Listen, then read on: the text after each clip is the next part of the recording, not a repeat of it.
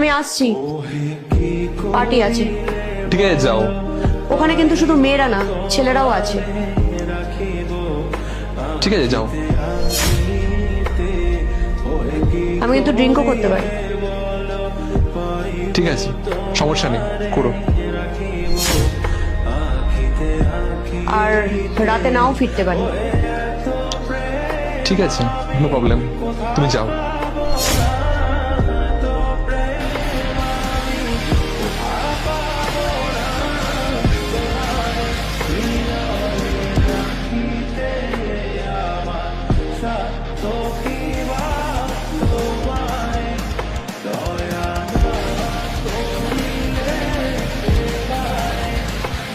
এই রাজা, শোন না, বলছি আমি আমার হাজবেন্ডকে বললাম আজকে পার্টি আছে, আমি পার্টি করতে যাচ্ছি।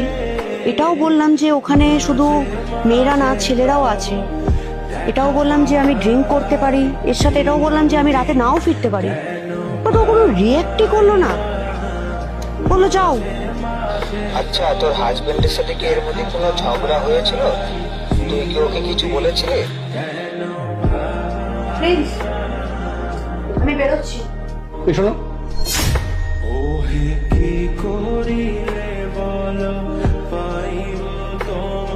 তুমি কি পরেছো? কেন? এত শর্ট ড্রেস। তুমি যাও, এটা চেঞ্জ করে এসো, যাও। মানেটা কি? আমি ঠিকই বলছি, তুমি যাও, এটা চেঞ্জ করে নাও। আমি পার্টিতে যাচ্ছি আর আমি কখনোই এটা চেঞ্জ করব না।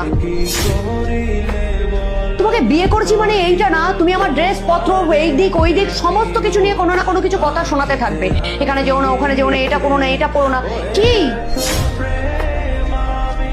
আমার যেটা ইচ্ছা আমি সেটা করব, আর আমার যেটা ইচ্ছা আমি সেটা করব। আমি তোমার স্বামী, আমার কি তোমাকে বলার একটু অধিকার নেই? না, নেই। বিয়ে করেছি মানে মাথা কিনে নাওনি।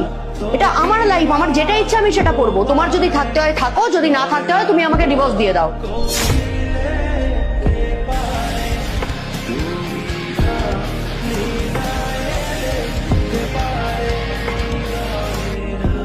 এই শোন, তুই রাখ, আমি তোর সাথে পরে কথা বলছি, তুই রাখ।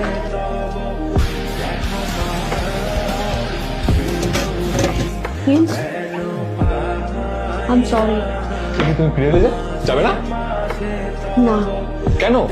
অ্যাকচুয়ালি আমি বুঝতে পেরেছি আমার ভুল হয়ে গেছে।